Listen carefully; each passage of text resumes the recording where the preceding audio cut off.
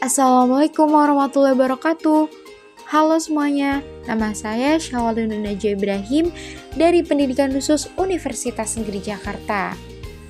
Alasan saya membuat video seperti ini adalah untuk memenuhi tugas UTS saya pada mata kuliah Anak Kesulitan Belajar. Di sini saya akan membahas mengenai apa itu anak kesulitan belajar, penyebabnya, klasifikasi, dan juga karakteristiknya. Yuk kita bahas. Menurut DSM-5 menganggap LD sebagai jenis gangguan perkembangan saraf yang menghambat kemampuan untuk belajar atau menggunakan keterampilan akademik tertentu, misalnya membaca, menulis, atau berhitung, yang merupakan landasan pembelajaran akademik lainnya. Kesulitan belajar ini tidak terduga karena aspek perkembangan lainnya tampak baik-baik saja. Penyebab kesulitan belajar. Yang pertama, ada gangguan perkembangan intelektual. Gangguan ini dapat diakibatkan oleh gangguan yang didapat selama masa perkembangan, misalnya sakit kepala yang parah atau cedera. Yang kedua, ada kriteria diagnostik. Pada kriteria diagnostik, ada 3 hal yang menjadi penyebab.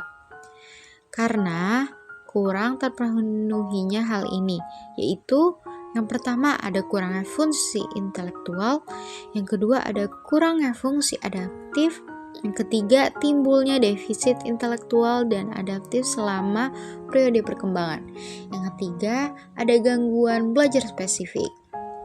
Gangguan ini dapat terjadi pada individu yang diidentifikasi berbakat dan tuntutan belajar. Pada hal ini dapat menimbulkan hambatan yang tidak dapat diatasi dengan kecerdasan bawaan dan strategi kompensasinya. Yang keempat, ada gangguan komunikasi.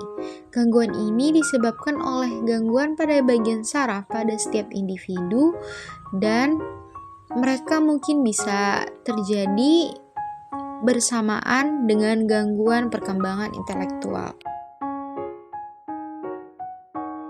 Kesulitan dalam belajar mempunyai beberapa klasifikasi, yaitu kesulitan dalam mendengar, kesulitan dalam melakukan ekspresi secara lisan, kesulitan membaca, kesulitan menulis dan mengarang, kesulitan matematika, yaitu dalam kalkulasi dan hitungan soal. Menurut M. Daliono, kesulitan belajar dimanifestasikan dalam perilakunya, baik aspek fisikomotorik, kognitif maupun afektif. Beberapa perilaku yang merupakan manifestasi gejala kesulitan belajar antara lain, yang pertama menunjukkan prestasi belajar yang rendah. Yang kedua, hasil yang dicapai tidak seimbang dengan usaha yang dilakukan. Yang ketiga, lambat dalam melakukan tugas-tugas belajar. Yang keempat, menunjukkan sikap-sikap yang tidak wajar seperti acuh tak acuh, menentang, berpura-pura, dusta, dan sebagainya. Menunjukkan perilaku yang berkelainan.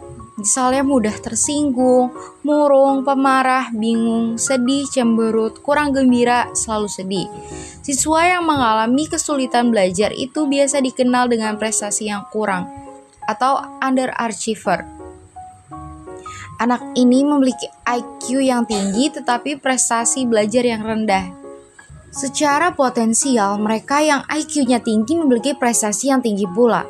Tetapi anak yang mengalami kesulitan belajar tidak demikian. Timbulnya kesulitan belajar itu berkaitan dengan aspek motivasi, minat, sikap, kebiasaan belajar, pola-pola pendidikan yang diterima dari keluarganya. Nah, jadi kesulitan belajar bisa termanifestasi dalam perilaku siswa, seperti prestasi rendah, usaha yang tidak seimbang dengan hasil, lambat dalam menyelesaikan tugas, dan perilaku tidak wajar atau berkelainan. Siswa yang mengalami kesulitan belajar, meskipun memiliki IQ yang tinggi, dapat menjadi underachiever dengan prestasi belajar yang rendah. Ini menunjukkan pentingnya memperhatikan motivasi, minat, sikap, kebiasaan belajar, dan pola pendidikan yang diterima dari keluarga dalam membantu siswa mengatasi kesulitan belajar. Sekian dari saya, wabillahi taufiq wal hidayah. Wassalamualaikum warahmatullahi wabarakatuh.